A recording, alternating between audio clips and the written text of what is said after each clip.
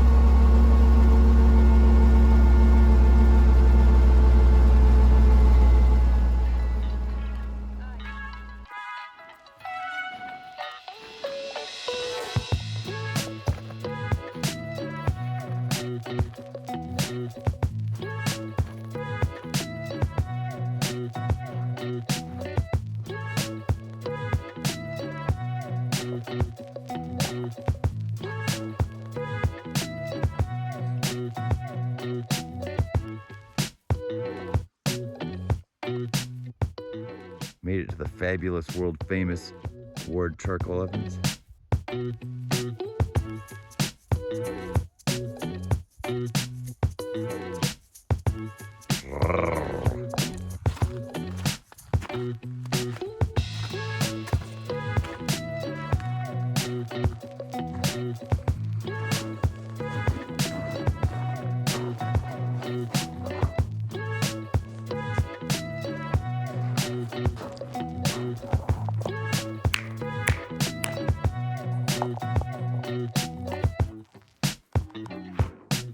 It's like an angel.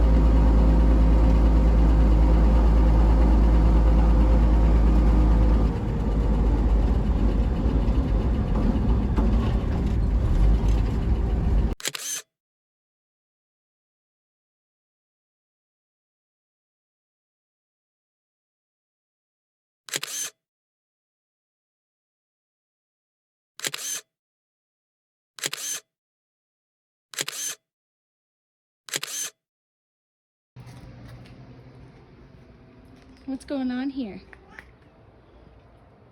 You heard the man. And the cat whisperer.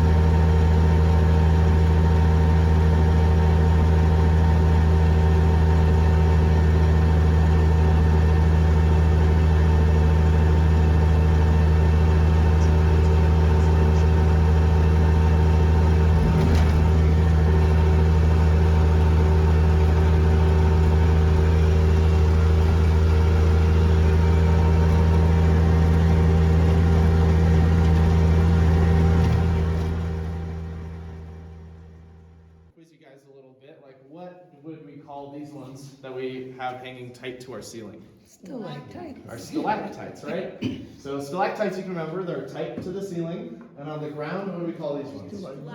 Stalagmites, because we might trip over them. So you gotta be careful.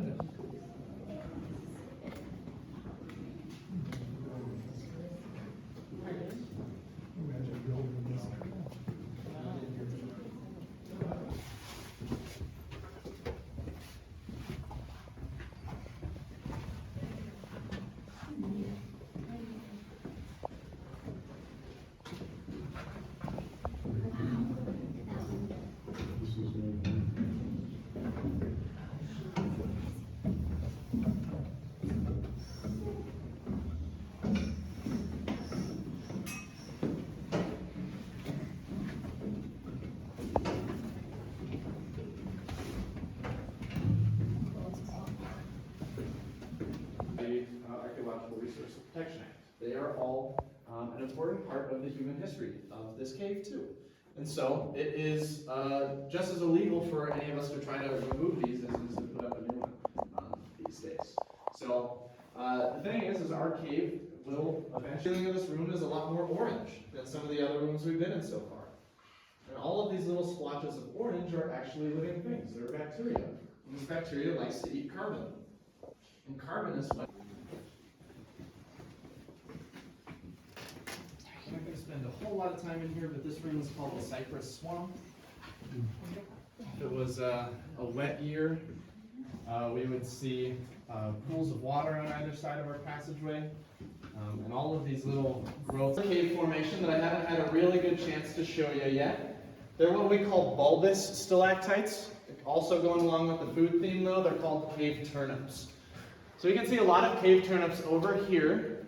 I like to call this our little turnip garden. And it's all of these big old bulbous looking ones that have these really kind of crazy looking shapes that look out of place. Now, bulbous stalactites are really unique because they're actually all hollow.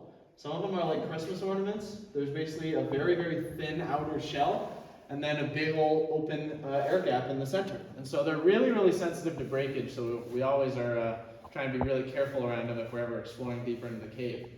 But you'll see bulbous stalactites, these cave turnips, all over the ceiling in this room for whatever reason, because we actually don't know how they form and how they look like that. It's a really, really unique formation that, again, you don't see. Yeah, here, you want to show me?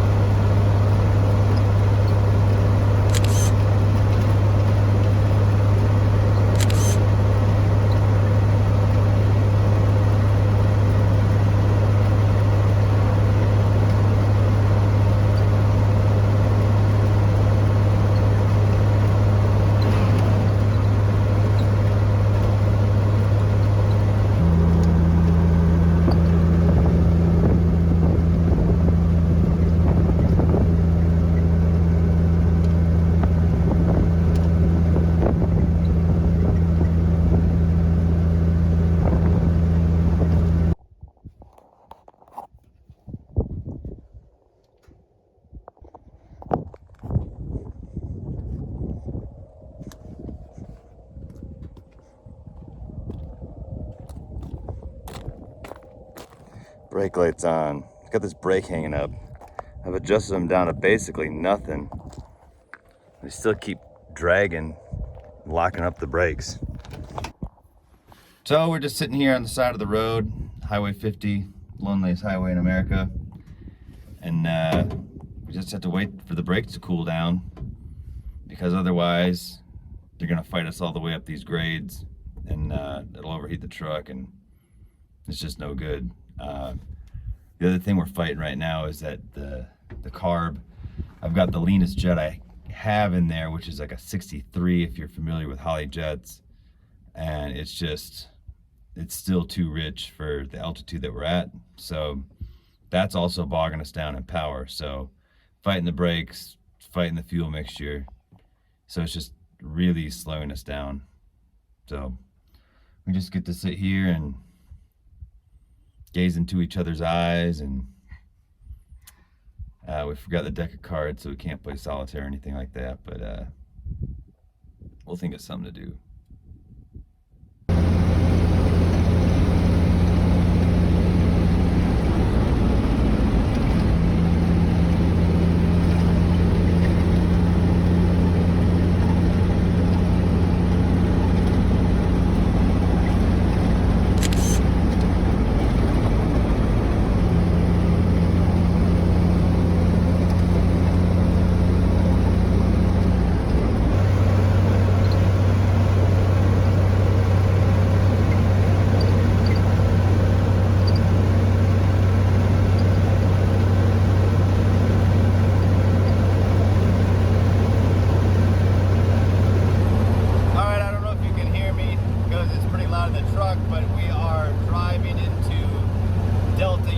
We're about 20 miles out. We're gonna stop and grab something to eat.